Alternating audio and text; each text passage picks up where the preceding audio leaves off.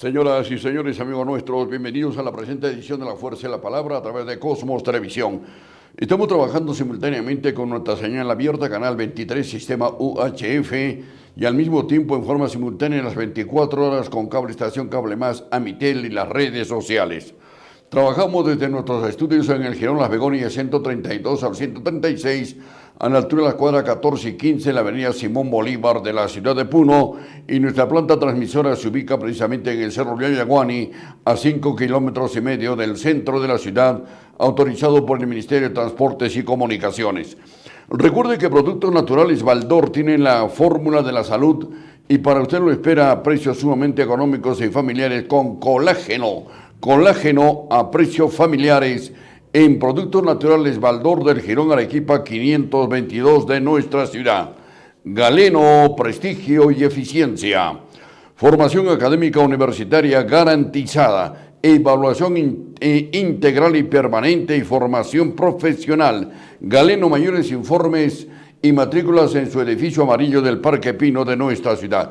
Muy bien, amigos nuestros, entonces de inmediato, prestos ya a desarrollar el trabajo periodístico de hoy de La Fuerza de la Palabra al servicio de los intereses de Puno y del país.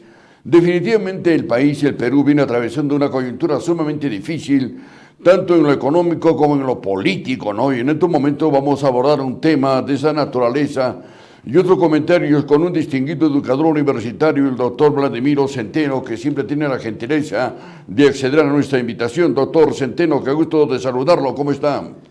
Muy buenas tardes, estimado doctor Jaime Ardiles, y siempre un abrazo a los amables televidentes que nos acompañan hasta ahora. Muchas gracias. Bueno, y antes de ingresar al tema, que en estos momentos es materia de preocupación en lo económico, en lo político, en la coyuntura a nivel nacional, creo que es importante que de alguna u otra manera usted como docente también nos pueda dar una información muy breve.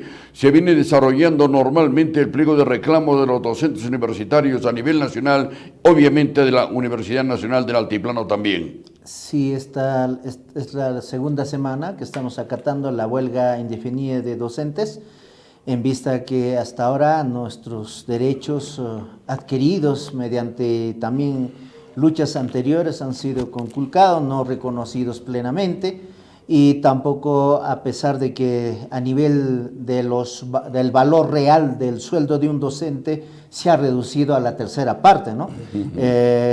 Una cosa es que el valor nominal permanezca en los mismos términos, pero el valor real de los saberes que reciben los maestros se ha reducido a la tercera parte, motivo por el cual la docencia universitaria, pues, a nivel nacional está en huelga. En el contexto en que se está estableciendo los acuerdos de cuál va a ser el nuevo presupuesto nacional para el siguiente año vital, ¿no? Claro que sí. Esperamos que en todo caso esto se resuelva en el tiempo inmediato posible con las decisiones coherentes y oportunas del gobierno central. Doctor Vladimiro Centeno, estamos en una etapa eminentemente ya preelectoral. Y esto nos invita indudablemente a conocer de personalidades como usted, su criterio y su análisis. Pero antes de formular la pregunta de cómo podría usted calificar a los precandidatos a la presidencia de la República, yo quisiera que usted nos dé una opinión muy formal y precisa. ¿Qué análisis tiene usted y qué perspectiva le gustaría tener de un desarrollo social y económico del país a mediano y largo plazo? En este momento hay un rasgo que ha sido ya constante desde los procesos electorales anteriores. Esa es la individualidad de los personajes que pretenden representar a la población peruana. Digo individualidades porque son personas que no tienen un arraigo necesariamente en función a una institucionalidad política. Carecen de una institucionalidad política. No hay un sistema de dirigentes debidamente legitimados por un conjunto de por los militantes que pudieran haber avalado y que a la vez hayan ejercido, pues, un debate político sostenido en función a los problemas fundamentales de la sociedad. No hay ese componente que desde un punto de vista teórico se exige para cualquier praxis política. Por lo tanto, toda la pretensión electoral, toda la pretensión de representación, tanto a nivel legislativo como a nivel ejecutivo, van a ser voluntades absolutamente particulares, a pesar de que documentariamente pueda esbozarse algún supuesto principio ideológico o algún programa de gobierno. Sin embargo, las decisiones en las condiciones actuales no van a pasar por una resolución institucional, sino más bien por una voluntad particular, quien quiera que gane las siguientes elecciones, ¿no? Cualquier representación. Entonces, esa es la realidad, y esta realidad es sumamente adversa a los intereses del país. Me parece sumamente importante lo que usted acaba de señalar, doctor Centeno, pero al mismo tiempo me invita a formular la siguiente pregunta. ¿Se está perfilando una voluntad eminentemente individualista en esta campaña electoral? Y tenemos que también hacer reflexiones en el país. En los últimos años no tenemos la consolidación de organizaciones de partidos políticos que puedan dar un sustento de alternancia y de alternativa en el desarrollo social y económico del Perú. No lo tenemos. No hay una institucionalidad política forjada. En todo caso, casi la totalidad de los partidos políticos o los supuestos partidos políticos, porque en el fondo no son más que instrumentos electorales, si quisieran dar una propuesta de solución a los problemas fundamentales del país, no va a pasar por un debate, no va a pasar por un desarrollo de un debate sostenido y en forma contrastada entre una posición política, vamos a llamar, de tendencia derechista o de tendencia izquierdista. No hay eso prácticamente. Lo que hay en este momento son hegemonías incluso de grupos casi irregulares contra los intereses de la amplia mayoría de la población peruana. Muy bien. Quiero ahora ingresar a la temática actualizada y permanente que ya vivimos en esta campaña electoral. ¿Cuál es su apreciación sobre los candidatos, sean de izquierda, de derecha o de otra oposición ideológica, que actualmente se perfilan como candidatos a nivel nacional? Tanto por experiencia personal como por niveles de comunicación que hemos ido desarrollando con distintos candidatos, lo que vemos es básicamente un afán de poder alcanzar una oportunidad electoral. Yo creo que toda la sensibilidad de los candidatos actuales se reducen a esa voluntad, ¿no? a ese interés de alcanzar una oportunidad electoral, y obviamente ahí lo que subyace es también un interés meramente económico. En esas condiciones lo que se advierte es que no hay realmente un interés real, valga la redundancia, por asumir un compromiso por la resolución de los problemas fundamentales que atraviesa el Perú. Por ejemplo, el proceso de la desinstitucionalización del Estado peruano. Ese es un asunto gravísimo. En este momento, en la mayoría de las instituciones del país, en diferentes sectores, lo que predominan son una especie de caudillos o jefes de facto que al final tienen que ordenar, y si no obedecen, en un extremo ha ocurrido con Dina Boluarte, va acá fusil en mano, ¿no? Entonces, obvio, incluso hablando metafóricamente. Entonces, en esas condiciones no se puede aspirar a una reinstitucionalización de las entidades del Estado peruano. Por lo tanto, el Estado peruano está en una crisis sumamente amenazante, razón por la cual en estos últimos años han empezado a proliferar las organizaciones criminales, profundizando la inseguridad nacional. Definitivamente vemos que en los últimos 50 años, por no decir más, el Perú prácticamente ha perdido una estabilidad social, económica y de su propia democracia. Actualmente, doctor Centeno, ante este número cuantitativo de candidatos a la presidencia de la República, ¿qué espera usted? ¿Qué orientación, qué análisis le permitiría a usted darnos en cuanto a una reestructuración de la estructura social del país? Va a depender de los resultados de las próximas elecciones. Ahora, particularmente estimo que las próximas elecciones probablemente reincida en la misma situación en la que nos encontramos en actuales circunstancias, tanto a nivel legislativo como a nivel ejecutivo. ¿Por qué se ha dado esa apertura para una inscripción casi masiva de diferentes instrumentos electorales para que justamente la población se disperse, que no tenga la concentración electoral en una alternativa que pueda, digamos, generar una ruta, una perspectiva, una posibilidad de reorientar el funcionamiento del Estado peruano? En este momento el Estado peruano está, digamos, en una crisis, y cómo reorientar esa crisis necesariamente tiene que haber una organización política mínimamente sostenible y con una visión de interpretación del país casi compartida. Si no hay esa visión compartida, ¿en qué medida se aunan los esfuerzos particulares para un esfuerzo colectivo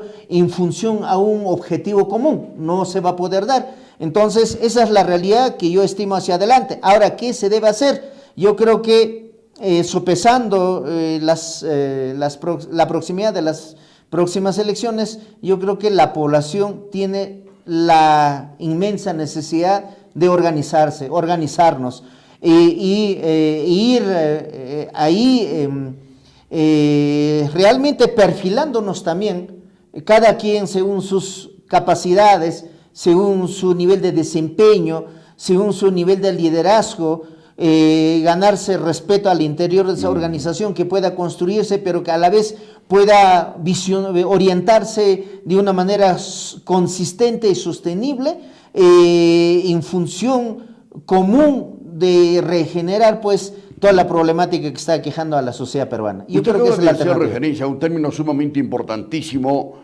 en cuanto a la población peruana, ¿no es cierto? No solamente electoral, sino al conjunto de los 13 millones de peruanos o 33 millones de peruanos que somos.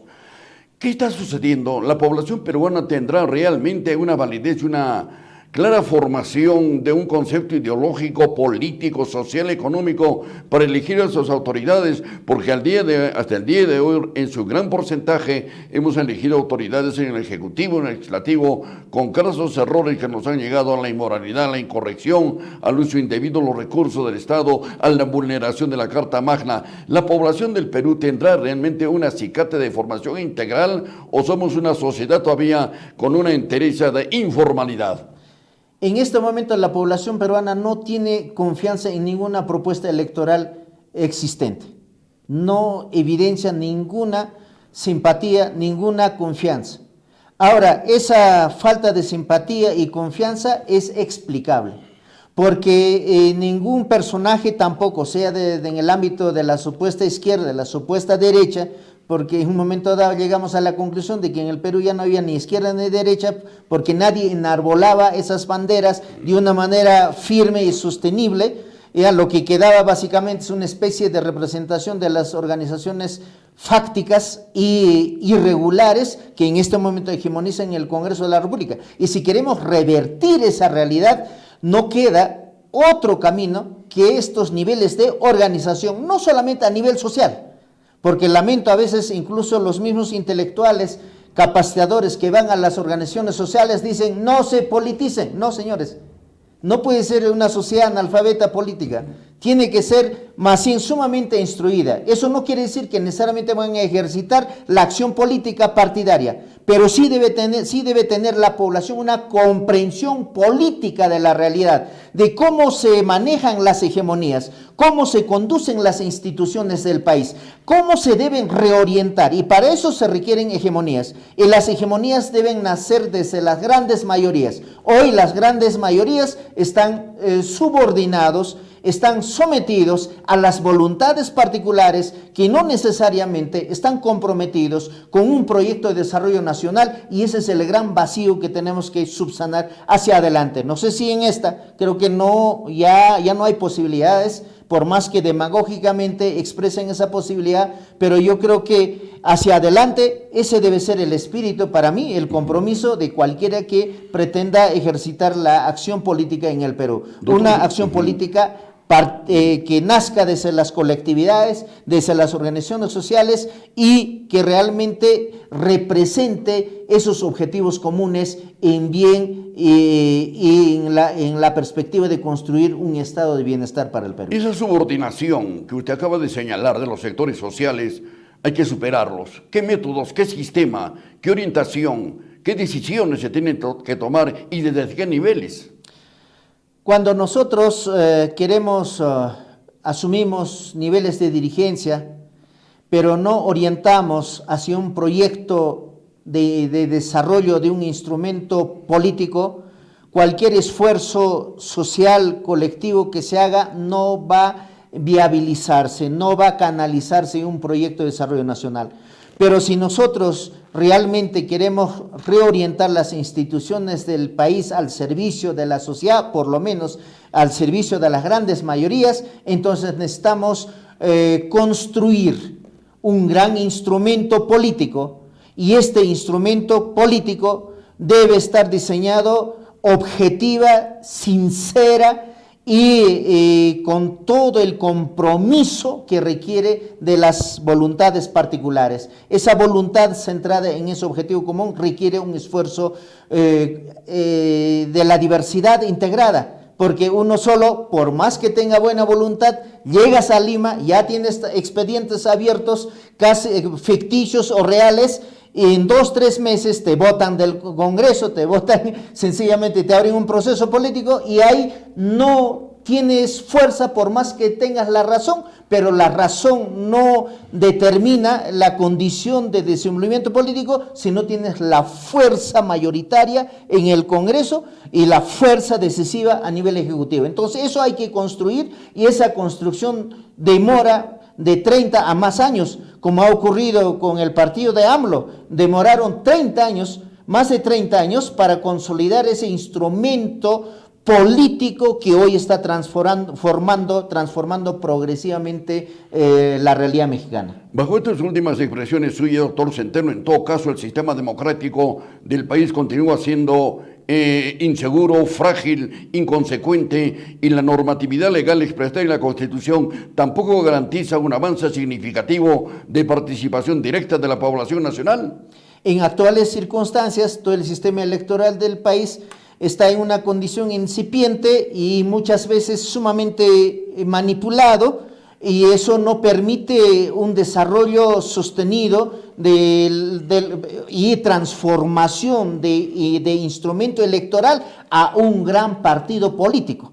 No hay esa posibilidad de transformarnos de un instrumento electoral a un instrumento político. Entonces, para que ese instrumento electoral se transforme, la dirigencia tiene que hacer una convocatoria abierta, pero al mismo tiempo con un gran compromiso ideológico y programático. A partir de ahí desarrollar una carrera política, si es posible. Solo en esas condiciones podemos en el Perú articular un proyecto de desarrollo nacional. Quiero capitalizar en los siguientes minutos la presencia del doctor Vladimiro Centeno, docente universitario, que nos acompaña en la presente edición de La Fuerza de la Palabra de Cosmos Televisión. ¿Cuál es su apreciación sobre la actual situación del expresidente Castillo y la actitud normativa que de una u otra manera está poniendo de manifiesto el Poder Ejecutivo y el Poder Legislativo? Bueno, más allá de las acusaciones que obviamente están latentes, un hecho que nosotros hemos anticipado es que si el presidente Castillo no iba a subordinarse a los poderes fácticos, iba a ser destituido en corto plazo. Y creo que en ese aspecto no nos hemos equivocado.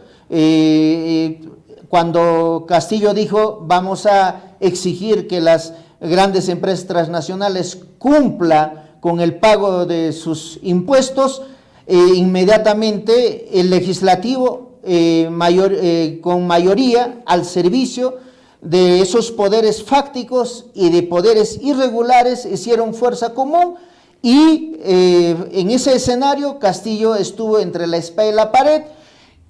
No conozco los detalles de la decisión y es un simulacro de golpe de Estado, cuando ya el golpe de Estado real se estaba gestando en el Congreso de la República, y en esas condiciones simplemente con esa supuesta causalidad que no tiene ni siquiera legalidad hasta las actuales circunstancias, ha sido destituido como algo así, como una amenaza a las poblaciones mayoritarias, como diciendo, si ustedes quieren rebelarse y quieren actuar con autonomía y con interés a favor de la población, este es el destino que les espera. Entonces, los próximos candidatos, por ejemplo, van a evitar confrontar, van a evitar articular discursos en bien del país, porque ya está latente la espada de Damocles, como se dice, sobre la nuca de cada candidato que va a Lima y peor se aspira a ser presidente de la República, ¿no? Por supuesto que sí.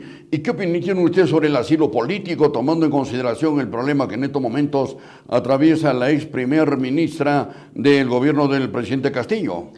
Bueno, yo creo que es producto de la solidaridad de las autoridades o autoridades ejecutivas, en este caso mexicanas, porque realmente lo que se está cometiendo con esta ex premier es justamente un abuso absoluto, un abuso de autoridad, un abuso del sistema judicial, porque no se le brinda un debido proceso, para empezar, no se le brinda un debido proceso. Aquí lo que predomina es el escarmiento, ese es el amilanamiento, ¿no? La destrucción del espíritu contestatario, crítico, frente a un sistema que no ampara a la población peruana, más bien desampara, y hoy un integrante de una organización criminal tiene más derechos que el ciudadano común y natural.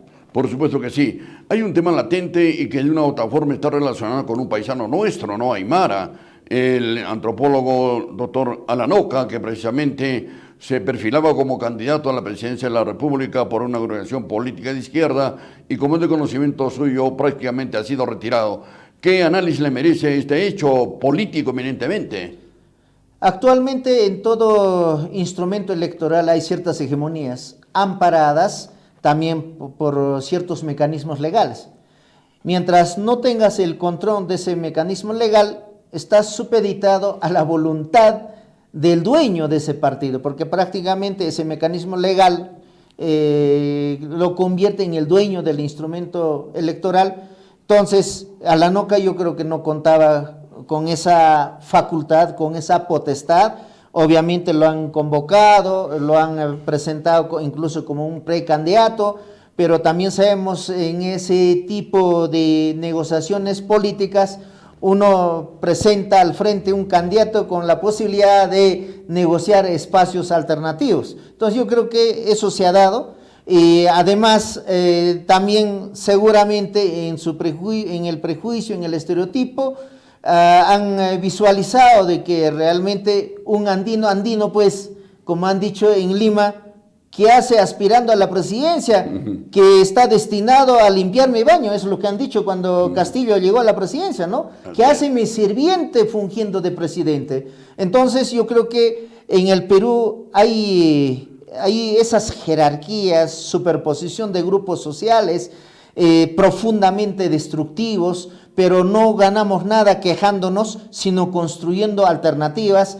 unificando esfuerzos, integrando pareceres y alcanzando realmente un objetivo común que genere la mayor bienestar posible para la mayoría de la población peruana. Yo creo que si no trabajamos en esa perspectiva, cualquier esfuerzo o discurso es demagógico, no sostenible, no sincero y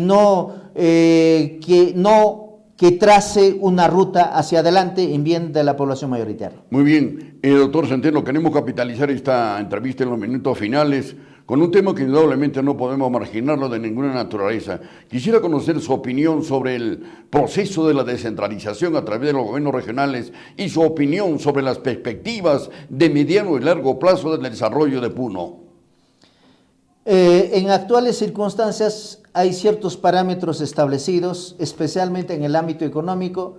Mientras no tengamos una autonomía a nivel de las regiones del manejo económico, sencillamente esa descentralización, supuesta descentralización o vigente, es ficticia, porque la parte administrativa, hay administrativa tanto a nivel centralizado como a nivel descentralizado. Entonces lo que determina es cómo se va a manejar la parte económica. Entonces en actuales circunstancias obviamente el temor también está en que también hay una improvisación justamente en el manejo de los instrumentos electorales. Tampoco hay partidos políticos reales con un claro discernimiento de cuál debería ser un programa de gobierno para una región de una manera efectiva, sostenible, real. Entonces en esas condiciones lo que prima es la improvisación, lo que prima es la corrupción y lo que prima en actuales circunstancias es la imitación de todos los vicios de gestión pública que nos han enseñado desde el centralismo limeño, ¿no? Entonces, esa es la realidad en este momento. Nosotros estamos supeditados a la buena voluntad del Ministerio de Economía, a la buena voluntad de las entidades, de los ministerios, de las entidades del Estado peruano, que tienen siempre su eje Lima. Ese es el gran problema. Ahora, desde Lima subestiman la capacidad de gestión de las provincias. Desde las provincias también a veces nos gana el complejo provinciano y siempre estamos supeditados a lo que digan desde Lima, de la manera como nos orienten, y no tenemos nuestro propio emprendimiento, no tenemos nuestra propia construcción de los ejes de desarrollo a nivel de las regiones. Bueno, en el fondo yo creo que no hay una descentralización como producto de una visión incipiente o mínima del Estado peruano en el Perú. Finalmente, lo expresó por usted, doctor Centeno, sobre el centralismo. ¿Esto cómo se va a superar? ¿A través de una norma legal, de una nueva constitución, o en la medida en que se asuman nuevas actitudes y nuevos comportamientos, no solamente en la distribución de los recursos económicos del país, sino en la toma de decisiones que tienen que permitirse hacia el interior del territorio nacional? Debemos emprender en principio una pedagogía política. Hemos podido nosotros indagar que realmente en este momento quienes aspiran a las próximas elecciones regionales y también nacionales realmente carecen de un debate político, ¿no? En todas las reuniones supuestamente políticas lo que se esgrime son negociaciones particulares, como decir, ¿no? Si yo te apoyo, ¿cuál va a ser más o menos mi cargo, ¿no? Cuando ganemos. Y si yo aporto algo más, ¿qué dirección voy a asumir? Y si yo llevo las banderas y hago la campaña, más o menos, ¿en qué oficinas puedo apoyar? Ese es todo el debate político, ahí se reduce. Entonces, en estas condiciones, uno, estamos dando cabida justamente al centralismo, porque no estamos construyendo una alternativa, una plataforma, un proyecto descentralizado del país, ¿ya? Y por otra parte, se aprovechan de este vacío los intelectuales, los grandes opinólogos limeños para desacreditar las gestiones locales, regionales. Entonces, yo creo que tal como en el Perú necesitamos, creo que tenemos que institucionalizar también la vía política a nivel de las regiones, o tal vez vertebrar nación y región, porque cuando uno puede tener fuerza de opinión en el Perú, cuando tengas una gran organización política firme, pero también tengas un gran partido político nacional, que en esas condiciones ya no habría ni siquiera necesidad de instrumentos electorales regionales, ¿no? Porque las regionales existen como producto de un vacío, como producto de la limitación del excesivo centralismo limeño que no logra visionar la diversidad cultural, la diversidad económica, la diversidad geográfica del país desde el centralismo limeño, ¿no? Bueno, nos vamos con una pregunta personal y con la venia suya, desde luego. ¿Ha sido usted propuesto como candidato para una candidatura presidencial, regional, nacional, municipal? Y de haber sido, ¿por qué no lo aceptó? Bueno, estamos ahí evaluando. Tenemos una solicitud de participar para el Senado. Veremos cómo evoluciona. Por el momento creo que estamos considerados como precandidatos, pero también es un instrumento electoral que recién se está consolidando primero la gente, y veremos qué es lo que ocurre. Y hay lo que sí más o menos me agradó este debate de reconocer, porque es un frente más o menos de diferente participación de diferentes sectores, y ahí hay un punto en común que hemos podido estimar, que en el Perú no hay partidos de derecha, tampoco hay partidos de izquierda, sino intereses particulares convertidos en instrumentos políticos con etiquetas de derecha y etiquetas de izquierda. Esa es la estimación, y creo que a partir de ese punto común hemos podido establecer niveles de diálogo con algunas personalidades como Marisol Pérez Tello, y bueno, tenemos diferencias ideológicas abismales, pero coincidentes en este punto de estimar la ausencia y la carencia de la institucionalidad política en el Perú. Así es. Nosotros sentimos, como siempre, muy gentil de vernos acompañado en la presente edición de La Fuerza de la Palabra. Si algo más, lo escuchamos. Sí, yo creo, yo soy sumamente crítico con la realidad política, institucional, social del país.